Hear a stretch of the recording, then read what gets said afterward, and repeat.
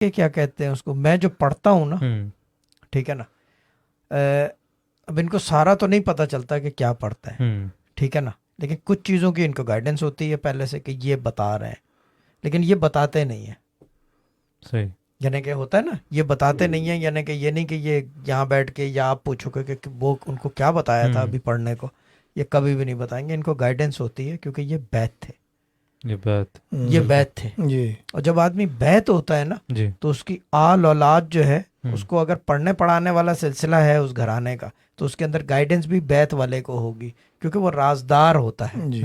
وہ راز رکھتا ہے. اگر مجھے بتا دیا کہ جی مجھے جو ہے کیا کہتے ہیں کیوٹیکیورا پڑھنا ہے، ٹھیک ہے نا، میں بہت پکا آدمی ہوں اس راستے میں، کیوٹیکیورا پڑھنا ہے، مجھے تعداد نہیں بتائیں گے، تعداد ان کو پتہ چلے گی. یہ کوئی ایسے خواب دیکھیں گے یا وظیفے میں اشارہ یا گائیڈنس، ڈیوائن گائیڈنس ہوگی کہ جی یہ پڑھنا ہے، اتنی دفعہ پڑھنا ہے. یہ نہیں پتہ ان کو کیا پڑھنا ہے. اچھا، ان کو اگر بتایا ہے کہ جی رضا علی جو ہے نا اس کو پڑھنا ہے سامسنگ، ٹھیک ہے نا، اور میں چیٹ چل رہی ہے میرے سامنے، سامسنگ پڑھنا ہے، ٹھیک ہے نا، اور مجھے جو ہے بعد میں تعداد بتا دیں گے، ٹھیک، کہ وہ کہ کنفرمیشن ہو. جی. کیونکہ کبھی کبھار یہ ہوتا ہے گائیڈنس جو ہے نا وہ مس گائیڈ بھی ہو جاتا ہے آدمی، کیونکہ سوچ ہوتی ہے نا اپنی، صحیح.